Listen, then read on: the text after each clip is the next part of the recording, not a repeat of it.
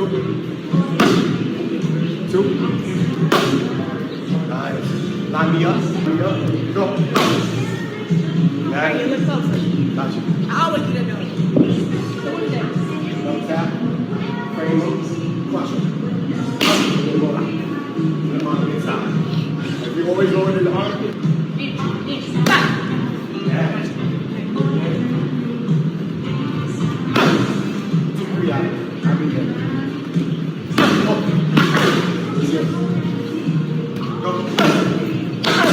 Body shot after that. Man, let me tell y'all, Kaye Scott, better be careful because Claressa Shields on demon time. Now, we all feel Kaye Scott has an opportunity to win. But this just confirms to me that Claressa Shields watches the channel. And she listens to what we say. And it lets me know that Claressa's like, oh, hell no. These people are really rooting for me to win, to lose. But that's what she wanted, right? I want people to pay to see me lose. The thing is, most people aren't paying to see her lose. They just want her to lose. But she seems to be motivated by that. It seems like she wants to be angry. She wants to be rooted against. She wants to come in the ring almost like, I'm not going to say the underdog because she could never be the underdog, but she wants to enter not being the fan favorite. Now, understand, any fight that Claressa Shields gets in, it's a high-profile fight, okay? And we know what she brings to the table. But the thing is with this fight in particular, she knows fans are eager to see an upset. There's only a handful that continues to support her and believing that she's going to remind everyone why she's considered one of the sport's elite. But I'm just telling you, I think Claressa Shields performs better when criticized. I think Kaye Scott has a chance if Claressa's conditioning isn't on point. Because even I'm watching her hit those mitts, she look a little fatigued, you know what I'm saying? But there's got to be a psychology behind when you're feeling doubted, you know what I'm saying? And how some people use that to motivate themselves to rise to the occasion. But Kaye Scott's the underdog. But Kaye Scott has been able to attract public support. Maybe Claressa is trying to, in her mind, tell herself she's the underdog. That way, maybe she can attract some public support. That's why she's like talking about how she's so exhausted. She's so this. Oh, getting to 160 is such a challenge. Because she's almost painting the picture like she's putting herself through something Kaye Scott doesn't have to. As a result, that makes me the underdog and Kaye Scott has the upper hand. But to that I say, in the most respectful way, hey, yo, big whoop, we're far from slow. Don't take it to the stupid. Hold them horses. Now, embracing the villain role, let's be real. Does that shit help sell fights? Because I tell you what, Kaye Scott got some work to do if she wants to upset an elite champion like Big Goat, you know what I'm saying? And that's just a strange reality when it comes to boxing. Sometimes the greatest athlete isn't the most popular athlete. That's what you got here. You know, Claressa, she's great at boxing. You got to give it to her. But she ain't popular. She has attention, but that don't make her the people's champ. You know what I'm saying? History has shown that championships and public approval don't always go together. And in Claressa Shields' case, this is what we're dealing with. You know what I'm saying? She has championships. She'll tell you. She tells you. Actually, she tells us every chance she gets. But one thing she's not talking about, well, she doesn't have to voice it. We can see she recognized that the public approval for her is not there. You know, an athlete can be respected for their ability while also generating strong opinions about their public persona. And that's what's happened to her. And I think she and her team both realize they've gone overboard. But at the end of the day, that combination often creates one of the biggest attractions in sports. People tune in either to watch greatness or to see whether greatness can finally be beaten. With Claressa Shields, everybody is tuning in to see whether that greatness can be beaten. Matter of fact, they're rooting to see her lose. Now, for me, you know, when I think about all this stuff, man, you know, sometimes I like to be a little deep in my thought process and understand the psychology of feeling doubted. And even I had to think to myself, has my effort been greater than others, but my reward been less? And I felt doubted? Yes. I have, on many occasions, I've known my effort was greater, but my reward wasn't. But you know what I recognize? It was my attitude.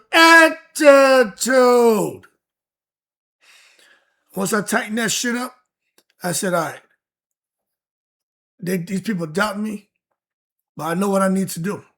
And I made the changes, and I was up and away. And when I watch boxing, I think many elite performers are motivated by criticism.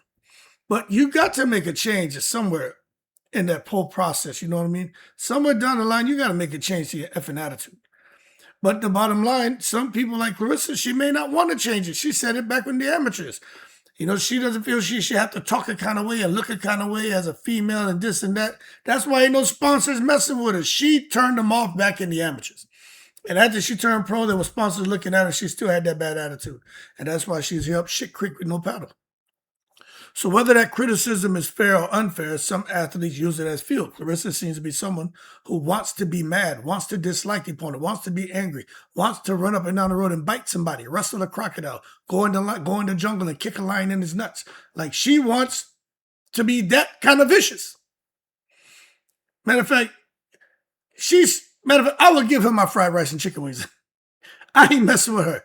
She going, man, please, her champion. Now we in a one-on-one. What you gonna do? What you want to do now? Like, nothing, motherfucker. Take these fried rice and chicken wings and leave me alone. You got too much demon in you. I got too much love in me. I can't get that upset, goddammit. Even if I think I'm putting an Ike Turner on your ass, I don't think it's gonna go well for me. You crazy and shit. I'm just being real. Claressa kind of crazy. But when you start thinking about sports psychology, the sports psychologists often describe this as turning external doubt into internal motivation. And that's what Claressa's done. She's taken the external doubt from the public, the observers, and internally used that as fuel to motivate her. So instead of becoming discouraged, athletes like Claressa think, oh yeah, man, please, I'll answer this bullshit in competition. Get over here and get on the mitts. Oh, he ain't around? Andre. Get your ass over here. Man, please. I'll answer this in competition. Kaye Scott, I just want to hurt her. I want to knock her out. Go eat me that butt cake, that pineapple upside down cake, and take her champion fried rice and chicken wings. Let me tell you, when you have that kind of mindset, it can sharpen focus, increase training intensity, and reinforce commitment to preparation. And that's what you're seeing happening with Claressa Shields. And I'm going to tell you this, some champions, they improve under pressure. Anthony Joshua just fought. He's been under an immense amount of pressure. Very unfortunate. I ain't going to get into everything. If you follow boxing, you know what he went through. But to see him in that first round today get bing-binged, ass was out on his feet. Came back in the second round and destroyed that dude.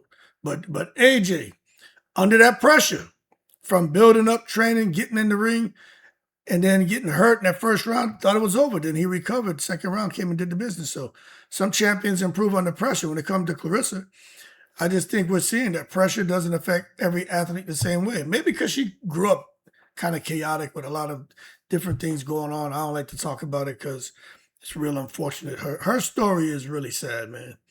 But the bottom line is, maybe that's why she doesn't really struggle. Like, or if she does, she doesn't really show it. Because it's almost like she's become numb to pressure, to drama, to hurt, to chaos. But the bottom line, she seemed like she's using that shit to become more focused, pressure. You know what I mean? And I just think criticism becomes a challenge rather than a burden when it comes to Claressa. She doesn't like it, but it seems to become more of a challenge. And that's why you see her training with a purpose. You know what I mean? She feels like she has something to prove. And she's going to tell you that she's been having to prove herself since the amateurs as a young, poor black girl from Flint who grew up with nothing and now as a pro. And the endorsement deals and sponsors and fans is because I'm a black woman and I'm a strong black woman. Not because you got a strong-ass mouth. The biggest muscle on Claressa Shields is her mouth. But I do believe there's some other challenges she faces. Look, we all adults. We know how society can be. But, she ain't making it any easier on herself. So maybe it ain't been working since the amateurs. Maybe it's about time you stop doing 180 and, make some, matter of fact, forget refinements. Overhaul your damn attitude. You know what I mean? It ain't been working. up to this point, so why continue with the bullshit? You see, her as an underdog, it's like she wants to be this under. So let's talk about her like as an underdog, because I'm trying to get into her mind, right? Sometimes they often win without public support. You know what I'm saying? Maybe in her mind, she's like, fans are going to gravitate towards me as an underdog if I come off like Kaye Scott has the upper hand and I'm making all these sacrifices, because then I'm going to represent the possibility of what you can do when you sacrifice and you compromise and you give 100% to whatever you're doing. But I'm going to tell you, this is the thing about her. She need to understand supporting an underdog isn't always about disliking the favorite. So if she feels Kaye Scott is the favorite right now, and she feels she's gonna get some support from people, she's gonna be in a shock for her life, because they're not gonna start disliking Kaye Scott. Now I'm telling you, this I'm trying to get into her mind because she's not the underdog. But maybe she just wants to really go down in history, you know what I mean? Maybe she just wants to go down in history. Maybe she feels she hasn't done enough, or maybe I don't know what's going on with her. But what I will tell you is, if there's an upset, people are going to remember when this shit happened. If Kaye Scott beats Claressa, people are going to remember where they were at when it happened. I can remember when I was in school. Y'all, how many of y'all remember when you found out that Magic Johnson had HIV? You know what I mean? How many of you can remember where you were when you found out that Tupac passed away? You know what I mean? Where were you when you found out that Barack Obama became president? You know what I mean? There's certain things I remember exactly where I was at, what I was doing. So with this, if she loses to Kaye Scott, everybody's going to remember August 15th, you know? But there's an emotional pull. And that's one reason why, for us who understand what's going on, Kaye Scott's the underdog and the story's so powerful. But Claressa is trying to make us feel she's the underdog. So when she gets in the ring with Kaye Scott, she, as the underdog, beats the fan favorite, and now all of a sudden, her story becomes more powerful. Yeah, I was extremely handicapped. I was at 160. My head was hurting. I had double vision. My ass was on fire. She gonna have all the hemorrhoids flared up. Dog bit the cat. She gonna have all these things that she's saying because she wants to have a super powerful story to emotionally pull on the fans. But I'm going to tell you the thing right here. Maybe that could work if you weren't so much of the villain. Big V. That villain dynamic in sports, man. Some athletes become, one of my favorite words is talking about Claressa Shields, polarizing figures. Whether intentionally or not, they find themselves cast as the competitor audience loves to debate. A villain. Claressa is the villain. She's beyond villainous, you know what I'm saying? In sports entertainment and combat sports, the shit does create an enormous interest. That's why we're all watching and talking about it, you know what I mean? Like, she's gone above and beyond. Like, I ain't never seen nothing like this. Actually kind of crazy. But I think the goal is to have large numbers of people buy tickets hoping to see her lose. If she can do that, the event can still become commercially successful. The problem is she's become so good at being a villain and making people don't like her that nobody wants to go and buy tickets to see her and support her. There's a handful, but not the turnout she could receive. And that's just a harsh reality that she has to accept. She was so good at being the villain that no one really likes her and wants to support her. That's because deep down at her core, she got some internal shit. This is just my opinion, that she got to resolve. Because when you embrace that villain role, that image comes with trade-offs. It may increase attention. Doesn't mean you get the respect. But it definitely affects sponsorship opportunities and public perception over time. And that's what you see happen to Claressa Shields. So when you're talking about big vote, look, we know about the achievements, what she's done in women's boxing. But despite those accomplishments, she's also become one of the sport's most discussed figures, and not for the right things. There's still a majority who will say, look, we respect the confidence, her willingness to speak her mind. It just, all about the delivery. But others, they don't care. They just want a different style of public presentation as a champion, an Olympian, two-time gold medalist, you know what I mean? As a woman, black woman, as someone who can influence the next generation of youths, men, and boys and girls, but especially young girls of all races. You know what I'm saying? International, we talking about. But the bottom line is, those different views have made her one of boxing's most talked about champions. But if she believes she's being underestimated or unfairly criticized, that perception could become an additional source of motivation heading into the fight. And by me seeing her hitting them damn mitts like that, that tells me that shit's become an additional source of motivation. Because I know she'd be up here looking at our lives and watching the videos instead of sitting there studying film on Kaye Scott and doing work and getting a rest.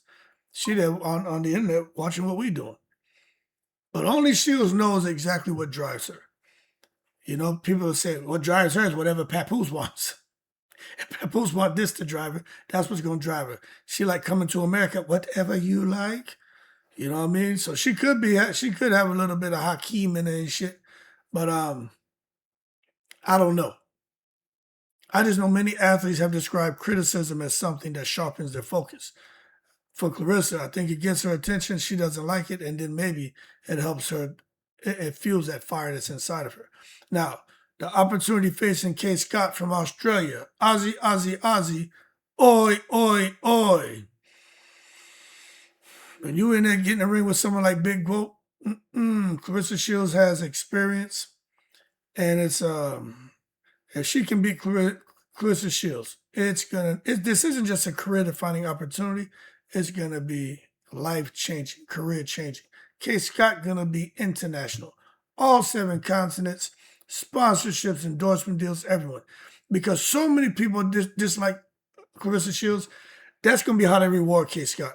Just fuck it. Here's $1 million. Thank you. Here's $1 billion. Thank you. Oh Lord, here's a brand new car. Oh, just come here, just sponsor our products. No, be the face of our this. They're gonna be so glad they want it because they want Claressa out. Word on the street is she's already being seen as an immediate threat to the entire boxing organization, men and women. That shit is deep, man. So I do my videos. I have my fun. I praise Claressa where needed. I have fun with the content. I get in the ass sometimes. I try to be balanced and fair, but I have fun with the content. But when I heard that, I understand why somebody would say that. She's an immediate threat because it's out of control. You know what I mean? Like it's out of control. She don't know when to just turn it off or press pause. No, she just keep going till the tape runs out. And just keep fucking going. It's like, yo, there's no more film left. Stop the show. This ain't a show. This is real. Oh, damn. But the fighter who pulls a major upset, they often have a deep sense of purpose. And this is where it gets interesting. Kaye Scott may have a deep sense of purpose. And this is why a lot of us are saying she may get the upset. We know who should be the favorite. But Claressa's on demon time.